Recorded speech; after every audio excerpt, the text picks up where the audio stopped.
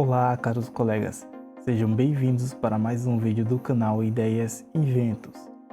Neste vídeo eu estarei passando algumas dicas para vocês a respeito desse pequeno amplificador classe D, que é muito interessante para pequenos projetos. Este amplificador ele é baseado no IRS 2092 e ele promete fornecer uma potência de até 500 watts. Então, basicamente, como é o funcionamento desse amplificador? Você vai fornecer uma tensão mais B e menos B, ou seja, uma tensão simétrica para ele. Esse amplificador, pelos testes que eu fiz, ele começa a operar com mais 45 volts e menos 45 volts. Porém, no site, eles dizem que esse amplificador ele pode suportar tensões muito maiores que essa. Então, essa plaquinha ela vem com esse pequeno conector que eu removi, eu prefiro soldar diretamente. E aqui você tem as inscrições do menos B, o GND aqui no meio e o mais B. E esses dois pinos são os pinos de saída para o alto-falante. E aqui você tem os pinos de entrada do áudio. Essa plaquinha ela começa a funcionar a partir do momento que recebe um sinal sonoro. Ou seja, às vezes você alimenta ela, porém ela só começa a operar mesmo quando você coloca para tocar alguma coisa. Vocês podem perceber que aqui tem um pequeno trempor também. Esse trempor ele serve para ajustar a frequência de oscilação do IRS. Isso aqui é interessante porque, digamos que eu venha querer que esse amplificador ele vá ter uma melhor qualidade de som. Então eu vou girar esse trempor aqui no sentido horário. Com o osciloscópio eu poderei ver que vai estar alterando a frequência de saída dele. Esse amplificador ele pode chegar até 500 kHz de oscilação do circuito do IRS 2092. Porém, quanto maior essa oscilação, também vai ser maior o gasto de energia e maior o aquecimento do dissipador. Fica melhor a qualidade nos agudos. Se eu estou utilizando ele, por exemplo, para um subwoofer, que não vai precisar dessa qualidade e vai ser necessária uma melhor eficiência energética, então eu giro o trempor no sentido anti-horário, reduzindo a frequência de operação e melhorando a eficiência energética. Porém, se eu fizer isso e colocar, por exemplo, para tocar em um som com a caixa, uma full range, ou seja, uma caixa que tem um alto-falante e um tweeter, poderá ser que vá ocorrer algum chiado, porque essa baixa frequência ela não é tão bem filtrada por esse circuito aqui de saída e acaba vazando aqui para os alto-falantes. Se eu aumento a frequência, o circuito se torna mais eficaz. Mas vamos ao que interessa para o nosso projeto. Então, esse amplificador eu comprei ele para ser utilizado em um projeto de amplificador de 5 canais, sendo um canal para um subwoofer, 2 canais para médio grave e 2 canais para tweet e médio agudo. Então esse aqui é o nosso amplificador e eu tenho aqui 4 placas classe AB para o médio grave e os tweet e médio agudo, e eu tenho aqui a placa classe D somente para o subwoofer, que é esse bicho papão aqui. Ele é bobina dupla, cada bobina é 4 ohms e estão ligadas em paralelo, formando assim um alto-falante de 2 ohms. Eu venho utilizando esse amplificador aqui há bastante tempo. Ele está ligado aqui dessa forma. Aqui eu tenho um pequeno sensor de temperatura, bastante preciso da Dallas. Ele coleta a temperatura e envia aqui para o USB fazer um controle das ventoinhas. E, se necessário, se houver algum problema com a ventoinha, a temperatura subir muito, o USB ele vai fazer o som desligar, vai cortar os relés que aciona os amplificadores diretamente para os alto-falantes e vai desligar a fonte. Bom, aqui eu tenho os 3 fiozinhos de alimentação simétrica, o menos B, o GND e o mais B. E aqui eu tenho um fiozinho para coletar o sinal do alto-falante para estar acionando algumas proteções caso necessário. E aqui eu tenho um processador de áudio que faz os cortes. Mas aí vocês podem estar se perguntando, então será que é possível essa plaquinha aqui ela tocar em 2 ohms? Se nos sites de venda eles falam que essa plaquinha ela é feita para tocar em 4 ohms, pessoal. Então, se você tem, como eu, um subwoofer, bobina dupla de 4 ohms mais 4 ohms formando 2 ohms, não é qualquer amplificador que vai tocar. Então tem que ser um amplificador projetado para 2 ohms, senão ele vai superaquecer ou até mesmo queimar. Mas aí é que vem a dica do canal, a dica de ouro aí. Eu pesquisei na internet, não achei nada a respeito de como fazer essa plaquinha aqui aguentar 2 ohms. Então, pela experiência que eu tenho em conserto e manutenção de módulos automotivos, eu pensei, eu posso fazer aqui um exemplo de como é utilizado nos módulos automotivos que tocam em 2 ohms. Só que antes eu testei se essa plaquinha original, se ela aguenta tocar em 2 ohms. E o resultado é o seguinte, ela até toca, só que quando você aumenta o volume do som e começa a dar pancada, cada pancada ela corta. Isso acontece porque o IRS 2092 é um CI que ele conta com vários tipos de proteções. E uma das proteções é a proteção de pico de corrente, que é utilizada para detectar se há algum curto-circuito na saída e cortar o som para não danificar os MOSFETs. Então foi aí que eu vi que eu poderia ter um problema em utilizar essa plaquinha original de fábrica no alto-falante com 2 ohms de impedância. Outro detalhe importante é que a minha fonte ela entrega menos 50 e mais 50 volts simétrico. Então, nessa tensão, a potência que esse amplificador poderia me fornecer em um alto-falante de 4 ohms seria muito baixa para um alto-falante de grave. Então foi por isso que antes de montar o som, eu já comprei o falante de bobina dupla pensando em fazer algum trambique aqui nessa plaquinha para ela conseguir tocar em 2 ohms. Então, falando aqui sobre a proteção do IRS, eu não vou entrar em muito detalhe, mas funciona basicamente da seguinte forma. Cada MOSFET, se você pegar o datasheet dele, você vai ver que ele tem uma resistência em miliohms quando ele está ativo. O IRS ele tem um pino que ele é programável para uma tensão, que é o pino responsável por coletar a tensão programada. E toda vez que ele chavear o MOSFET e o MOSFET começar a conduzir para o alto-falante, se a corrente for muito alta, a tensão entre o drain e o source do MOSFET ela vai subir um pouco. Então, se você tem 12 miliohms e você tem uma tensão acima de 1 volt, então esse MOSFET ele vai estar conduzindo uma corrente bastante alta. E se essa tensão passar da tensão programada, o IRS vai detectar a partir dos 2 pinos de chaveamento dele e ele vai cortar o som. Então vai tocar, mas quando bater a pancada que demandar uma corrente, o IRS ele vai dar proteção. Essa plaquinha de fábrica ela vem com o IRFB 31N20D. E algumas elas não vêm com IRS 2092, ela vem com um CI correspondente, só que a numeração é diferente. Se eu não me engano, vem com a letra C, S, alguma coisa assim, alguma numeração, mas é o mesmo CI IRS 2092. Se trocar, não vai fazer diferença.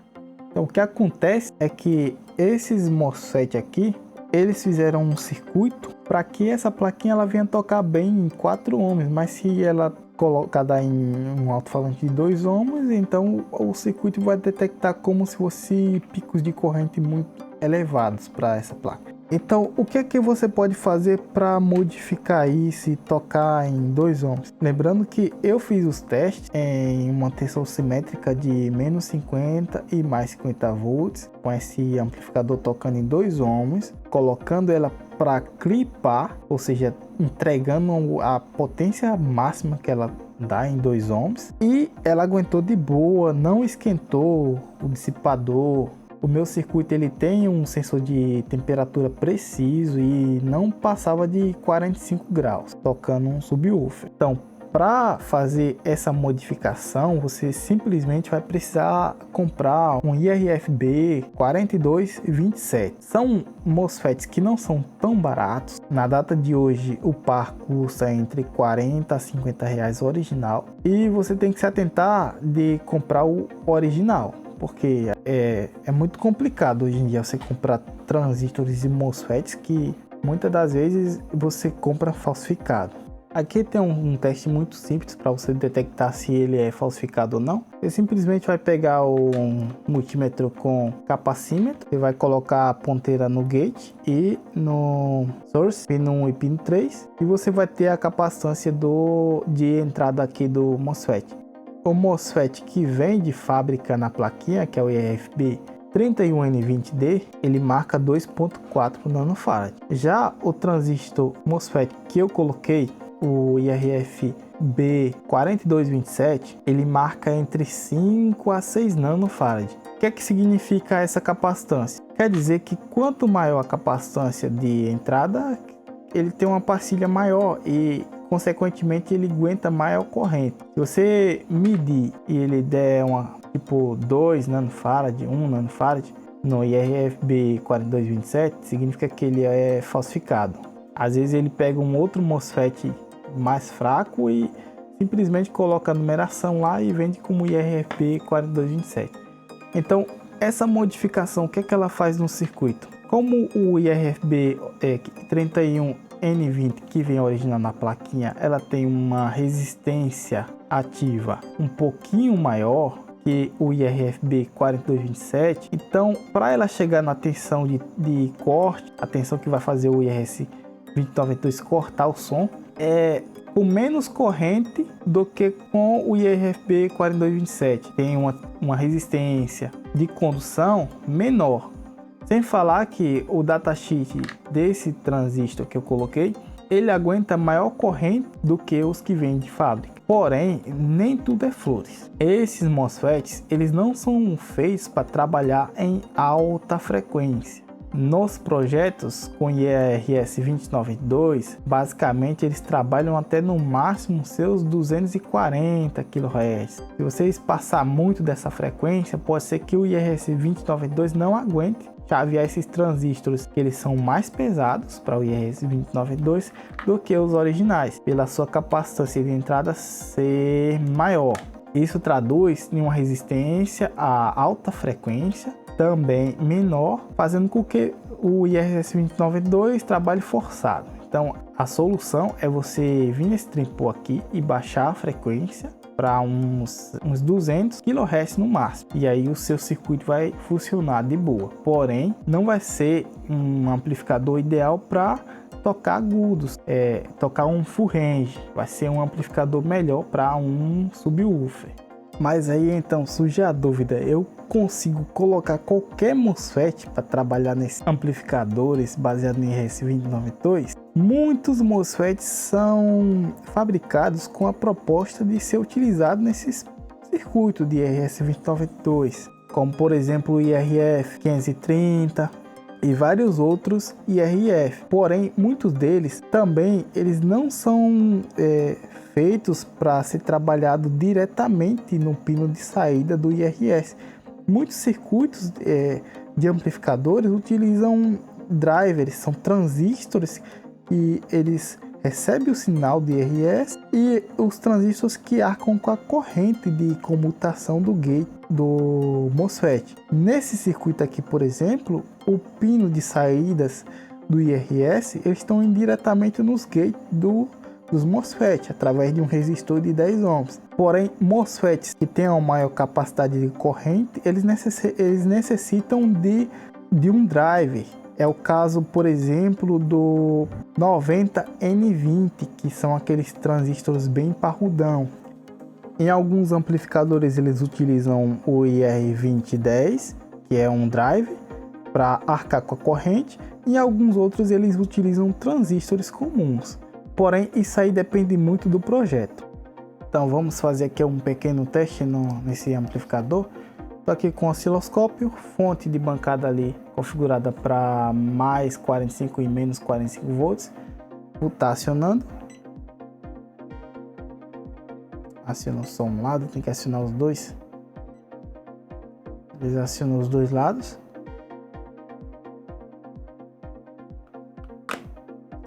O amplificador não acionou. Assim, eu coloquei um sinal aqui na entrada e ele acionou. Como vocês podem estar observando aí no osciloscópio, a frequência está em 150 kHz.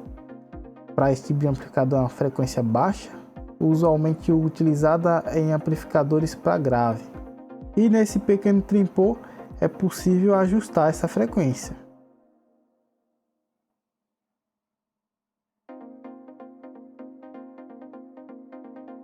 Por exemplo, agora está com 166 kHz. Mas então, e aí? O projeto funcionou, eu utilizei há um bom tempo, porém, eu ainda senti um pouquinho de falta de potência nos picos. Toca muito bem, excursiona bastante o falante e tudo mais. Porém, ele toca clipando às vezes, nas pancadas. A gente não percebe isso ouvindo. Não dá para perceber o som de subwoofer clipando. Porém, eu tive uma ideia de utilizar essa outra plaquinha aqui para fazer um bridge, pessoal. Como assim fazer um bridge? Qual é a lógica disso? Então é o seguinte, pessoal. Eu tenho aqui uma plaquinha com fonte simétrica de mais 50 e menos 50 volts e funciona aqui da seguinte forma. A potência máxima de pico no alto-falante é de 50 volts, que é a tensão que a minha fonte está fornecendo no projeto. Então, se eu quiser aumentar essa potência de pico, eu teria que fazer das duas uma. Ou aumentar a tensão da minha fonte, ou colocar um circuito bridge. E o que é que significa isso? Bridge significa ponte. Quer dizer que o amplificador ele vai ter a capacidade de utilizar a tensão total da nossa fonte, que vai ser de 100 volts, que é, você pega aqui do negativo para o positivo, você tem 100 volts disponível. Dessa forma, se antes você tinha um amplificador que ele pegava aqui, conduzia o MOSFET de cá, ele dava 50 volts no alto-falante, conduzia de cá, ele dava menos 50 volts, então chaveava dessa forma, ele pegava o positivo, jogava ali no falante, pegava o negativo e jogava no falante, só que aí só tem disponível para ele mais 50 e menos 50. Então o que é que ele faz agora? No momento que essa plaquinha que ele está mandando, ele vai receber o sinal para mandar a potência de pico mais 50 volts para o alto-falante. Essa de cá, ela tem que receber o sinal para mandar menos 50 volts. Então aí você vai ter uma conduzindo a tensão positiva da fonte para o alto-falante e a outra vai estar conduzindo a tensão negativa da fonte para o alto-falante, formando uma ponte. Então você vai ter 100 volts em cima do alto-falante. Só que aí implica no seguinte, você vai ter que, pela teoria, eu tô fazendo aqui uma teoria, ainda vou comprovar esse circuito na prática e aí eu coloco vocês por dentro do assunto. Então como é que funciona aqui? Eu tenho uma entrada de sinal aqui, esse sinal aqui ele vai ter que estar normal, só que a entrada de sinal dessa outra placa vai ter que estar invertida. Então no caso, quando esse amplificador ele receber um sinal de positivo, esse de cá vai ter que receber um sinal de negativo. Tem que ter um circuito meio que invertendo, e assim que os projetos de amplificadores eles funcionam na prática, pessoal. Os amplificadores automotivos eles funcionam assim: você tem uma saída para um canal e uma saída para o outro canal. Essa saída de cá ela recebe o sinal normal de áudio, só que a de cá ela recebe o sinal defasado, invertido. Então aqui eu preparei esse dissipador um pouco maior para ela. Aqui tem um espaço para eu colocar outra plaquinha e vou colocar as duas juntas dessa forma aqui.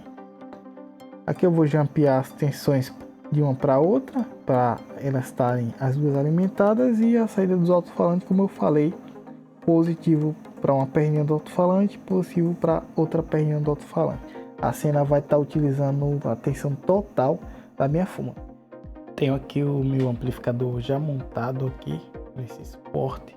Os MOSFETs estão isolados com mica e os cabos de alimentação estão ligados de um para o outro.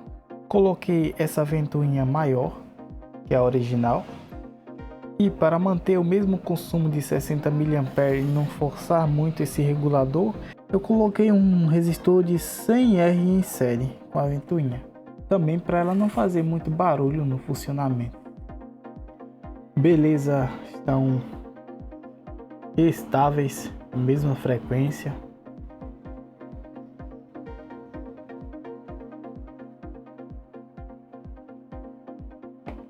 E agora eu vou instalar ela no gabinete do amplificador para iniciar realmente o teste se vai funcionar ou não em bridge.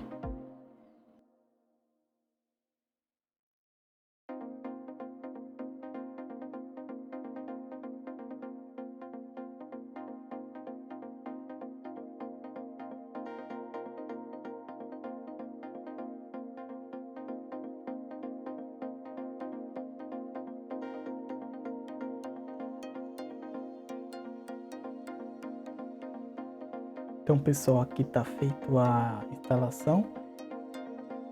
Tá um pouco meio confuso, mas eu coloquei dois fusíveis de 15 A. Caso aconteça alguma falha aqui no amplificador, o micro ele vai desligar, porém a carga acumulada aqui nos bancos de capacitores é capaz de danificar a placa caso aconteça algum curto nos MOSFET. Então vou fazer o acionamento.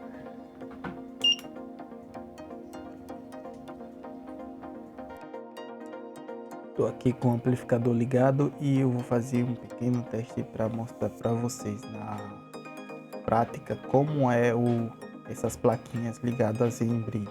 Aqui eu tenho o meu osciloscópio, eu estou com um gerador aqui de sinais no próprio processador de áudio. Eu desconectei o alto-falante subwoofer e aqui eu vou acionar aqui o gerador de sinal. Já está gerando. Aqui eu vou medir a saída da primeira plaquinha e como vocês podem ver, ela está gerando um sinal RMS de 36 volts. Acima disso ela já começa a clipar. A segunda plaquinha também um sinal RMS de 36.8. Eu vou aumentar um pouquinho o ganho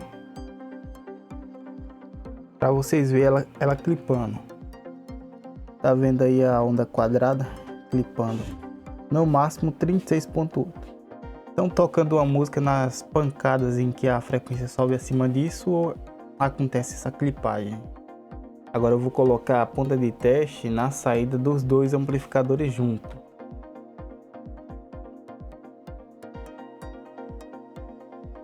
Aqui, como vocês podem ver, o sinal ele tá com RMS de 68 volts e não tá clipando. Eu vou aumentar um pouquinho o ganho aqui. E como vocês podem ver, ele começa a clipar em 72 volts.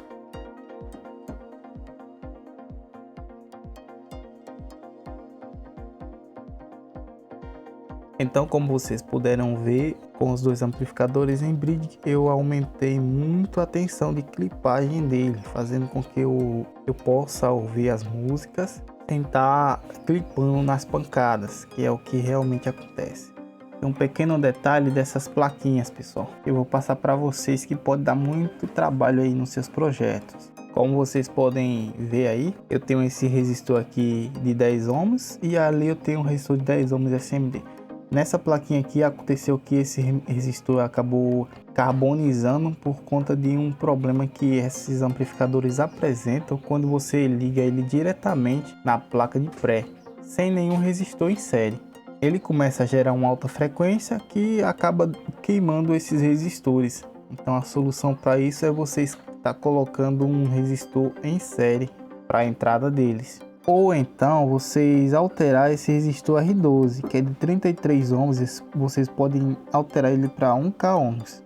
Então aqui, para você estar colocando esse amplificador em bridge, como falei, o sinal gerado para a entrada deles, eles devem estar defasados. Vocês podem estar utilizando um amplificador operacional com duas saídas. Em um amplificador você coloca o sinal na entrada não inversora e no outro você coloca o sinal na entrada inversora. Assim você vai ter o mesmo sinal defasado em 180 graus entre um amplificador e outro. Assim, quando um amplificador joga a senoide positiva, o outro joga a senoide negativa, Como eu não utilizei um amplificador operacional, eu vou estar configurando aqui no próprio processador. É só ir aqui em fase.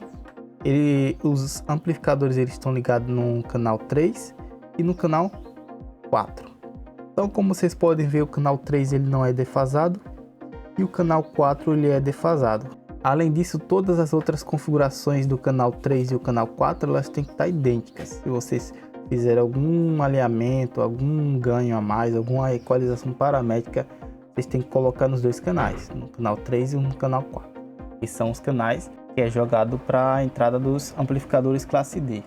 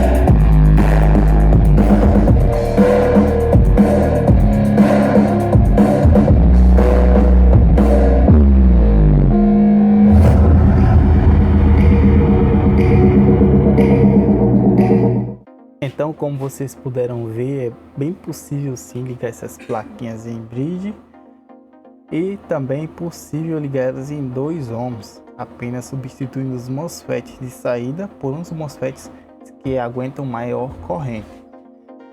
Como vocês podem ver também, a temperatura ela não sobe muito, tanto porque esses amplificadores que demandam maior corrente dele é as correntes de RMS, não as de pico. As de pico ele bate ali uma fração de segundo e volta uma potência RMS. Então, se vocês gostaram do vídeo, se inscrevam no canal, deixe seu like aí, coloquem suas sugestões aí nos comentários para mais vídeos como esse. Um abraço e até a próxima.